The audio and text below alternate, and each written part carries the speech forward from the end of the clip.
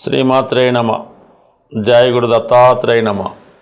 ఈ వీడియోలో మనం మిథున రాశి వారికి జనవరి 18 నుంచి 24 మధ్యలో వారఫలాలు పరిశీలించినప్పుడు మరి మిథున రాశి వారికి ఈ వారం 4 గ్రహాలు అష్టమ స్థానంలో ఉండగా ఈ వారం ప్రారంభమైంది. ఏదైనా మిథున రాశి వారికి ఈ జనవరి 14వ తారీఖు నుంచి మళ్ళా ఫిబ్రవరి 14వ తారీఖు వరకు అష్టమ స్థానంలో ఈ రవిగ్రహ సంచారం వల్ల జాతకుడికి చాలా విషయాల్లో ఆందోళన, అనవసర ప్రయాణాలు, వృత్తిపరమైన ఇబ్బందులు, కొన్ని అంతర్గత సమస్యలు పెద్దవారి ద్వారా వచ్చే అవకాశం ఉంటుంది. ఇంతకాలం మీకు సహకరించిన వాళ్ళే మీకు వ్యతిరేకంగా పనిచేసే అవకాశం ఉంటుంది. కాబట్టి ఇది ఈ నెలంతా కూడా మీరు చాలా జాగ్రత్తగా వ్యవహరించవలసి ఉంటుంది. అంటే ప్రధానంగా ఏమైందంటే మిథున రాశిలో ప్రస్తుతం గురుగ్రహ సంచారం జరుగుతోంది. అంటే ఎక్కువగా ఈ మిథున రాశి వారికి గురువు యొక్క ఆధిపత్యమే ఎక్కువగా ఉంటుందన్నమాట. అంటే రాశిలో గురువు ఉండడం వల్ల మీరు చాలా నిజాయితీగా స్ట్రైట్ ఫార్వర్డ్గా ఉండడం, చాలా వరకు దాతృత్వంతో హెల్పింగ్ నేచర్తో ఉండడం జరుగుతూ ఉంటుంది. ఏదైనా ఒక పద్ధతిగా, ఒక క్లారిటీగా అన్నిట్లో కూడా టాప్గా ఉండాలనే మీ ప్రయత్నం జరుగుతూ ఉంటుంది.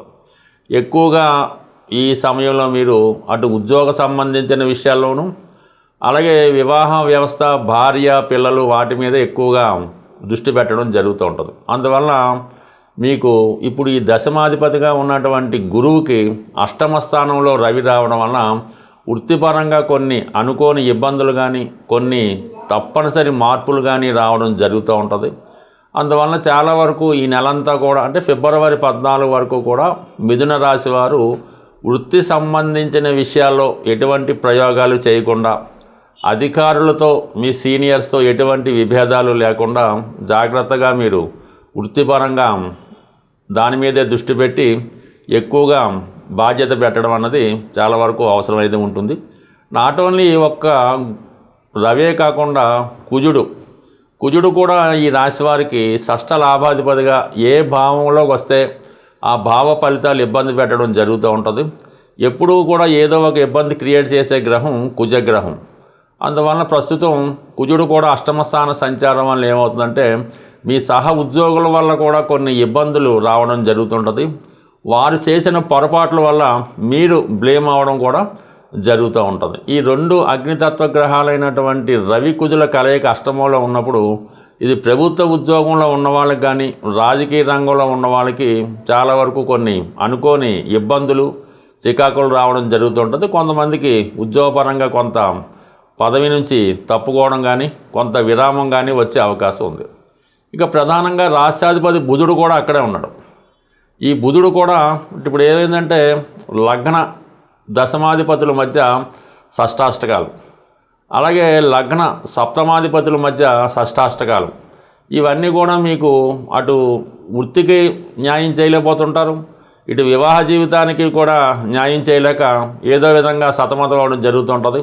ఎప్పుడూ ఏదో బిజీగా ఉంటూ ఇంత కష్టపడి వృత్తి చేసినా కూడా సరైనటువంటి ప్రాధాన్యత లభించకపోవడం, ఏదో ఒక ఇబ్బంది లాంటిది రావడం జరుగుతుంటుంది. కాబట్టి ఈ సమయంలో మీరు చాలా ఓర్పుతో, సహనంతో వ్యవహరించవలసి ఉంటుంది. ప్రధానంగా శుక్రుడు కూడా అష్టమ స్థాన సంచారం వల్ల మీ జీవిత భాగస్వామికి వ్యక్తిగతంగా కొన్ని ఇబ్బందులు రావడం జరుగుతూ ఉంటుంది.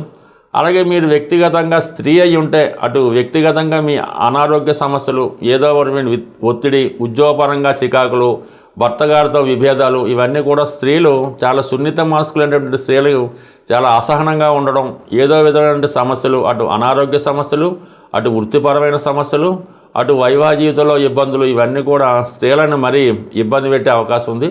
బట్ ఇన్ని ఇబ్బందులు ఉన్నప్పటికీ కూడా ఈ రాశి వారికి రాశి అందే గురు సంచారం ఉండడం వల్ల అంటే ఏ సమస్య అయినా దైవ బలంతో కానీ, వాళ్ళ యొక్క వ్యక్తిగత ధైర్య సాహసాలతో, సామర్థ్యంతో దాన్ని పరిష్కరించుకోవడం జరుగుతుంది. బట్ ఏదైనా ఈ సమయంలో మీరు సంపూర్ణంగా దైవం మీద భారం వేసి దాని పని అదే చేసుకున్నట్టు చేస్తే ప్రతి సమస్య కూడా ముందుగా మీకు ఇబ్బంది పెట్టినప్పటికీ కూడా చివరికి అది మీకు అనుకూలంగా మారే అవకాశం ఉంటుంది.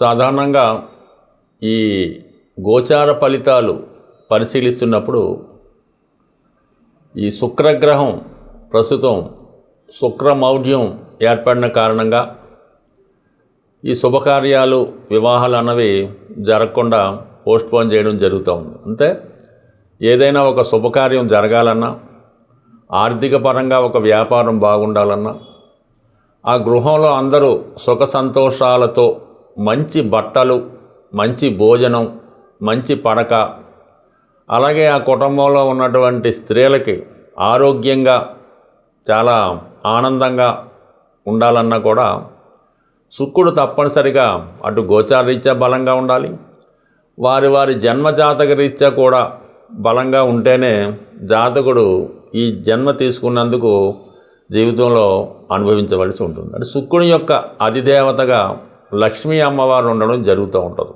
అందుకని శుక్రుడికి ఏమాత్రం ఇబ్బంది కలిగినా, అంటే మీ కుటుంబంలో స్త్రీలకి ఎటువంటి ఇబ్బంది కలిగినా లక్ష్మీ అమ్మవారికి ఆగ్రహం కలుగుతూ ఉంటుంది.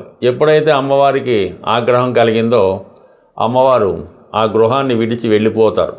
అప్పుడు ఆ గృహంలో ఉన్నటువంటి జ్యేష్ఠాదేవికి కుటుంబ పెద్దరికం రావడం జరుగుతూ ఉంటుంది. అంటే జ్యేష్ఠాదేవికి పెద్దరికం వస్తే ఇంట్లో ఒకళ్ళనొకళ్ళు తిట్టుకోవడం, కొట్టుకోవడం, స్త్రీలు ఎప్పుడూ అనారోగ్యంతో ఉండడం, అలాగే వాళ్ళ యొక్క వేషధారణలో కానీ భాషలో కానీ జుగుప్సకరంగా ఇబ్బందికరంగా ఉండడం జరుగుతూ ఉంటుంది. అందువల్ల ఎప్పుడూ కూడా ఈ శుక్రమౌఢ్యం మనకి ఫిబ్రవరి 14 వరకు ఉంటుంది. కాబట్టి అప్పటి వరకు ప్రతి ఒక్కరికి కూడా ఆర్థిక పరంగా మనీ టైట్ ఏర్పడుతూ ఉంటుంది. అంటే ₹1,00,000 వచ్చేవాడికి ₹1,00,000 ఇబ్బంది, 1,00,000 వచ్చేవాడికి 1,00,000 ఇబ్బంది, 10,000 వచ్చేవాడికి 10,000 ఇబ్బంది రావడం జరుగుతూ ఉంటుంది.